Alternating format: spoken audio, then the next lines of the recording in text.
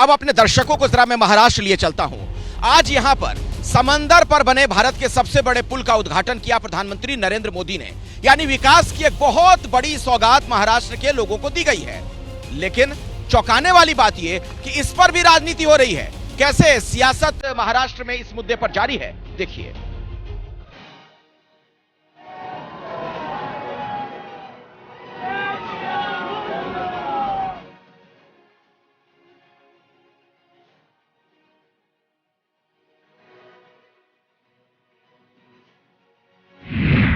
माया नगरी को मिली नई उड़ान।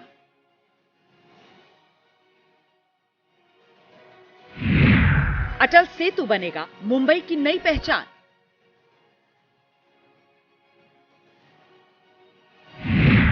मुंबई से नवी मुंबई जाना हुआ अब आसान।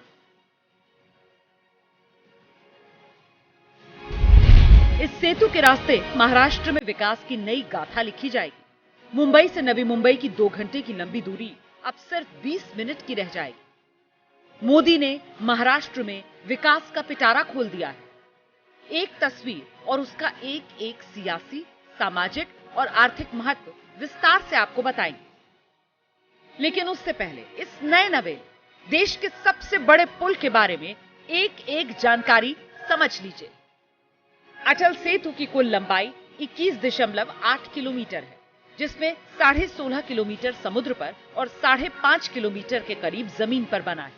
ब्रिज की कुल लागत 17,843 करोड़ रुपए है। दोनों तरफ 3-3 लेन में वाहन चल सकेंगे। सेतु के उद्घाटन के बाद जहां एक तरफ सत्ताधारी गठबंधन के हौसले बुलंद हैं, दूसरी तरफ महाविकास अघाड़ी ने पुल के उद्घाटन में देरी पर सवाल उठाए। बहुत दिनों से उनका लोकार्पण पेंडिंग था, क्योंकि जब तक चुनाव नहीं आते तब तक प्रधानमंत्री को टाइम नहीं मिलता। बड़ा प्रोजेक्ट है तो प्रधानमंत्री आज उनका उद्घाटन करेंगे। हमने बार बार ये सवाल पूछा था कि सब कुछ तैयार है और प्रधानमंत्री को टाइम नहीं, तो आप जनता के लिए खुला कर दीजिए।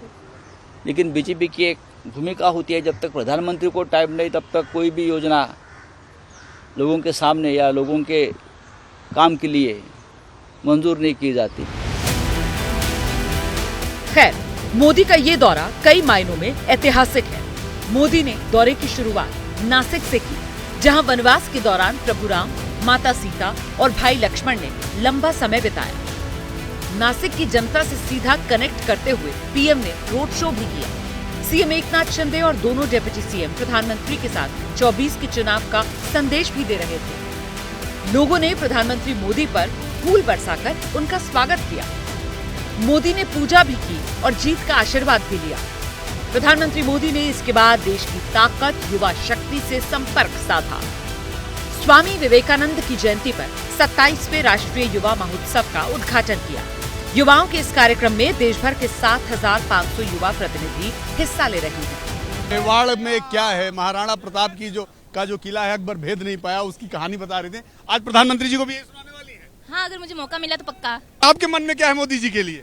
जैसे हम गरबा खेलते खेलते आगे बढ़ते रहते हैं, वैसे नरेंद्र मोदी जी आगे बढ़ते रहे और हम सब साथ उनके चलते रहे। इस कार्यक्रम में पीएम मोदी का जिस अंदाज में स्वागत हुआ, वो अभिभूत करने वाला था। मोदी ने मंच से युवाओं को संदेश दिया। आज मुझे कालाराम मंदिर में दर्शन करने का, मंदिर परिसर में सफाई करने का सौभाग्य मिला है। 22 जनवरी तक हम सभी देश के तीर्थ स्थानों की, मंदिरों की साफ सफाई करें, स्वच्छता का अभियान चलाएं। जानना समझना जरूरी है, मोदी का महाराष्ट्र दौरा इतना अहम क्यों है। महाराष्ट्र में यूपी के बाद लोकसभा की सबसे ज्यादा 48 सीट है। राज्य की 2 बड़ी पार्टियां एनसीपी और शिवसेना 2 गुटों में टूट चुकी हैं। एनसीपी शिवसेना में विभाजन के बाद महाराष्ट्र में पहला चुनाव है। लोकसभा चुनाव के बाद महाराष्ट्र में विधानसभा चुनाव भी होना है। 2019 लोकसभा चुनाव में एनडीए को यहां 48 में से 41 सीटों पर जीत मिली थी। 5 साल पहले मोदी उद्धव साथ थे। एनसीपी कांग्रेस खिलाफ। लेकिन अब शिवसेना के शिंदे और एनसीपी के अजित पवार दल बदलकर मोदी के साथ खड़े हैं। बीजेपी के इन जोड़ीदारों का टेस्ट होना अभी बाकी है और इसीलिए मोदी ने खुद कमान संभाली है। जैसे ही घड़ी का काटा दोपहर 2:30 पे आए, बबीता जी का दिल सास बहू साजिश के लिए मचल जाए।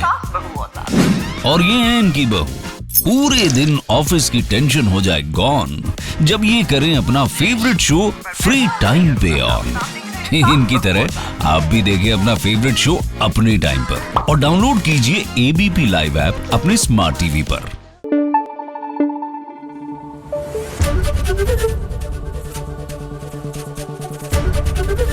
एबीपी न्यूज आपको रखे आगे।